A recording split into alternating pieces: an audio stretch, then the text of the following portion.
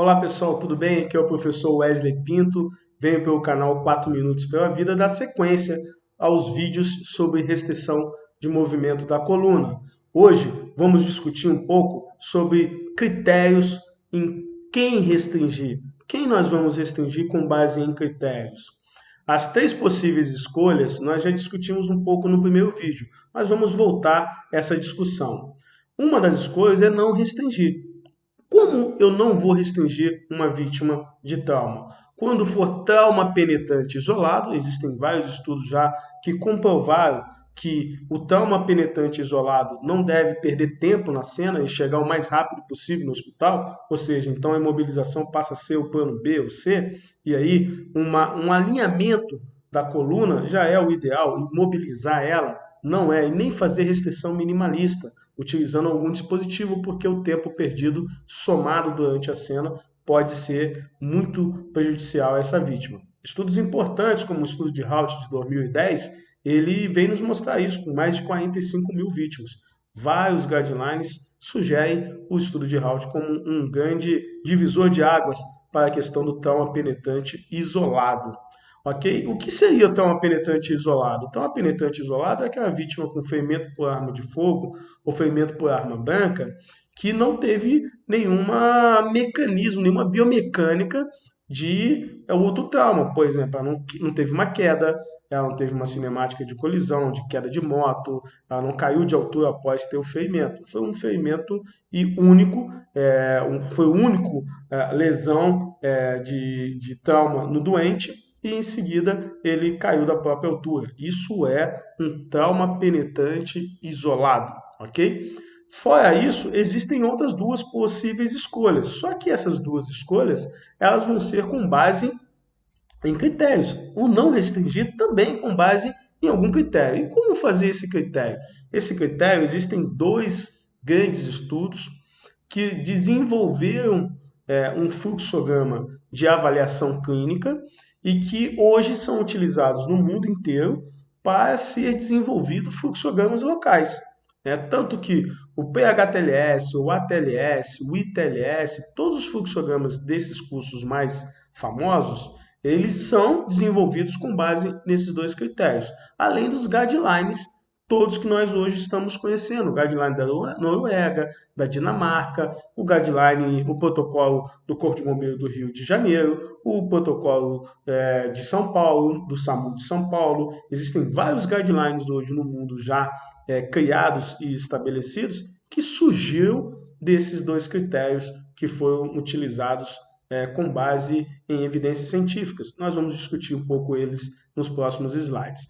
Mas para isso, após a utilização do critério na sua avaliação, você pode tomar a decisão de não restringir e de fazer a restrição completa. Lembrando que nos próximos vídeos vamos dizer que tipo de restrição completa pode ser utilizado, quais são as preferências.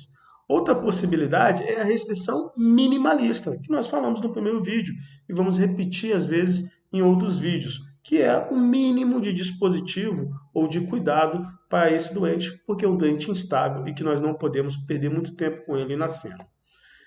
Os critérios para a tomada de decisão existem dois.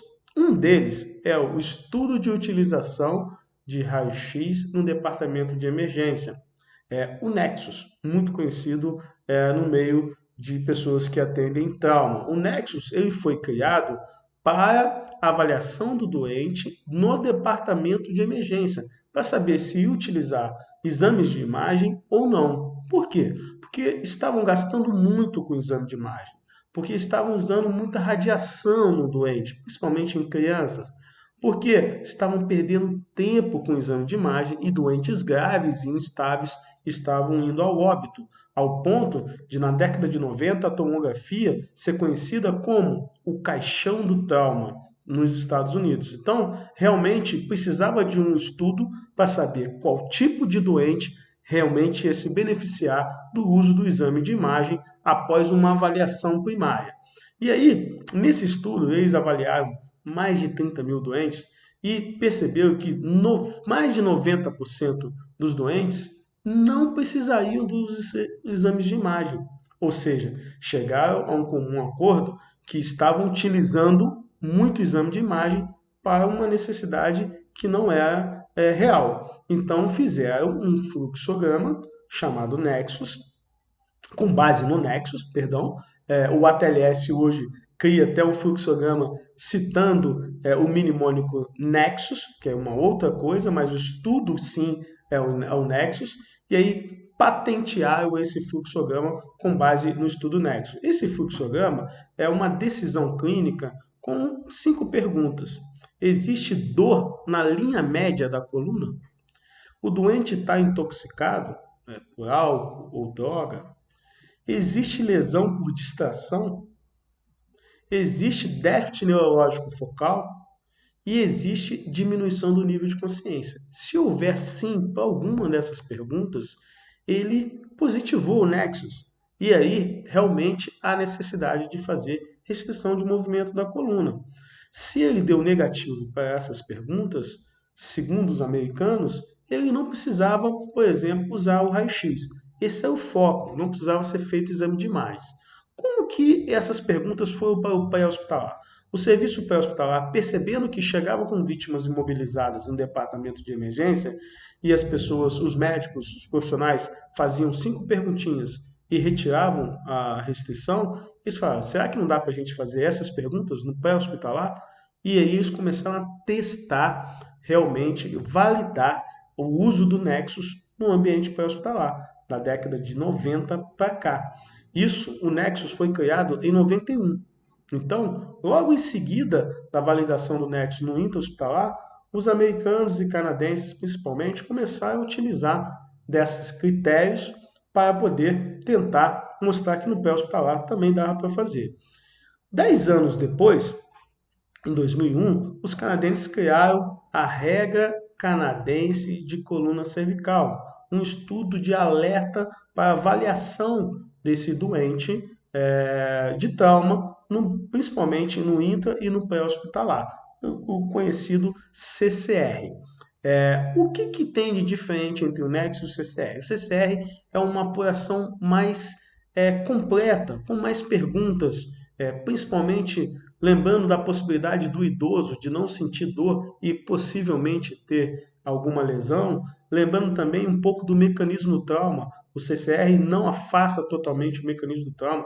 Existem mecanismos de lesão, de cinemáticas, que são muito perigosos. Só de saber daquele mecanismo e ali somar ele à abordagem clínica, nós sabemos que há realmente a necessidade de fazer uma restrição de movimento da coluna. Wesley, então você está defendendo o CCR? Não, não é isso. É que eles completaram um pouco a discussão do Nexus. Existem vários serviços que utilizam somente o Nexus e dá certo. E existem serviços que usam só o CCR e existem serviços que usam a somatória dos dois. Por exemplo, o protocolo Marshall, um protocolo alemão para restrição seletiva da coluna cervical. E é um dos protocolos que eu uso no meu dia a dia. É um somatório dos dois e que eu acho muito bom. Eu acredito e gosto muito da utilização dele. Existem outros serviços do próprio Brasil que utilizam somente o Nexus como referência para a criação do seu fluxograma.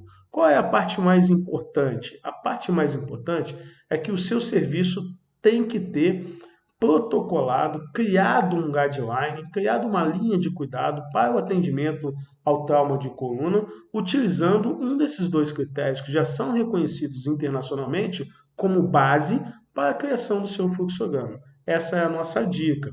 Qual dos dois é melhor, né? Existem vários estudos na New England, por exemplo, só na New England tem uns 2 ou 3 estudos mostrando a comparação do Nexus com o CCR. Logo em 2003, teve um estudo comparando o CCR e o Nexus, onde o CCR teve uma pequena vantagem de sensibilidade. Porém, o próprio estudo sugere que se você puder usar os dois, é melhor ainda. Hoje, o PHTLS ele direciona mais com um fluxograma partindo do princípio do Nexus. O ITLS é uma mistura dos dois.